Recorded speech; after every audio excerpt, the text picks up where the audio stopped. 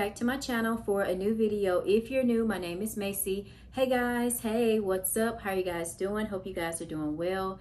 So as you guys can tell by the title of this video, I'm going to be talking with you guys about how I went from special education to being on the Dean's list for 2 years in a row. Now I want to preface this video by saying that this video isn't to brag. It isn't to make myself out to be like I'm so smart. This video is for people like me who started from the bottom and worked their way up to the top to get to where they are. Okay, so if you think that, stay, listen to my story. If not, go ahead and exit out of the video because that's not who I am. So let's talk about this. When I was a junior in high school, I was put in special education math. I was put in special education math my junior year of high school and my senior year. It was because I just couldn't understand it. I really struggled a lot in math. It was very hard. It was very difficult for me to understand. I just could not comprehend it at all, especially the algebra, the a squared, b squared, the little numbers and stuff. Like, I just couldn't understand it at all. The reason why I was put in there is because at that time you had to take what was called a DEANS test. And the purpose of that test was to determine how much you knew in terms of math. And so I was exempt because if you were in special education math, you didn't have to take that test. So since I was in there, I didn't have to take the test. So I got to graduate. And shout out to my brother and sister, because I remember there was nights at home they were stressed out so bad about passing that test because they wanted to graduate, obviously. And I just remember when my sister passed, how happy and excited she was. And I was sitting there thinking, I didn't have to take that test. Now, little did I know, all of this would come back if I wanted to go to college. So after I graduated high school, I got a job as a nurse aide in a nursing home. Now, I wasn't making a lot of money at all, but I did learn how to treat people, how to really take care of the elderly, because you never know what type of condition you're going to be in when you get older. So I learned a lot about myself. However, it wasn't enough to live off of, and I was really breaking down my body from all the lifting. And so I knew that, okay, I got to go to college. But then I was always scared of college because of my high school experience. And then I knew that I had to take math. So I was like, okay. And mind you, when I graduated high school, I had a very low GPA. It was like 2.0, which is a low 70, barely performing, bare minimum. So, which was all I could do. So, like I said, I knew that I needed to go back to college. So I put on my big girl panties and said, okay, let's try to go to college. I was so scared. I was so frightened. But I registered for my courses, registered for math, failed it. So I was like, okay. I took it again. I failed it.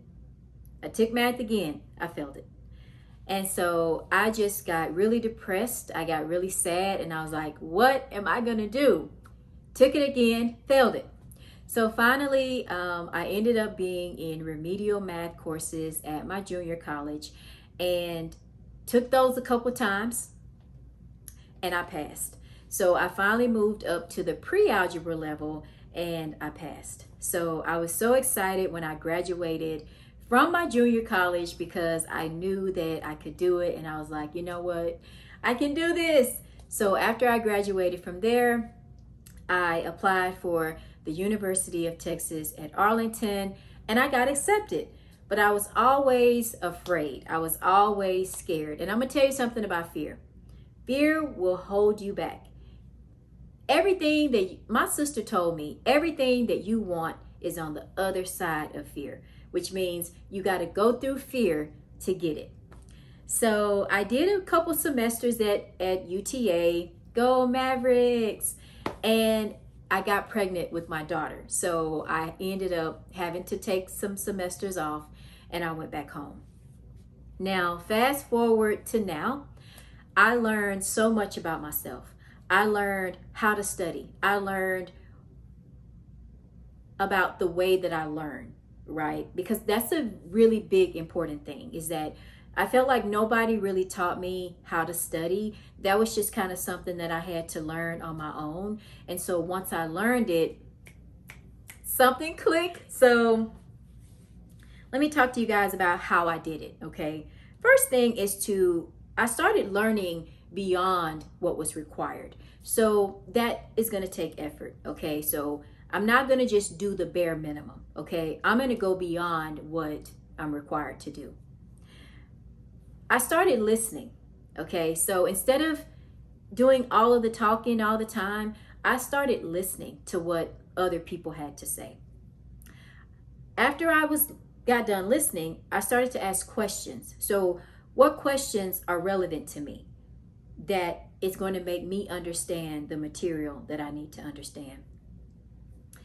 I also began to enjoy the learning process. So let me sit down, y'all. So I started to enjoy the learning process. Instead of being scared and being fearful all the time, I started to enjoy it. I started to relax and just really go to class and all of the information that was presented to me. I started to listen to other people's stories. Other people's stories and their journeys, you can learn so much from other people. That's the reason why I'm changing my autism talks to autism series, because I want to learn about other people and their story and their journey. That is what's helping me in my research, right? It's what's helping me in my research. While I'm doing all of this, I'm perfecting my craft. Now, I don't aim to be perfect.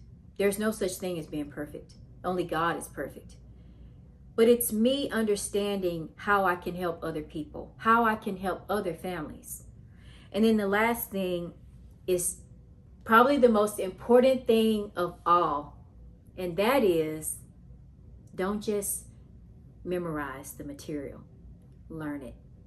And that is the biggest thing that hurt me in high school, is that I was trying to memorize the material. You have to learn the material. You can't memorize anything because you're not learning. You're just memorizing it, taking the test, passing the test, but do you really know it? And I have a couple friends that are in nursing school, and there's no way in nursing school they can memorize what they need to know. They have to learn the material. Okay, and so once I put all of that together, I became a better student. I became more educated. I learned a lot more, and I was happy. Okay, and I want to say this. Just because you're on the dean's list, that doesn't mean you're smart and you know. What makes me being on the dean's list is the fact that I truly understand my field. And as long as you understand, that is the most important of all. Not being on the dean's list, but then you don't know nothing.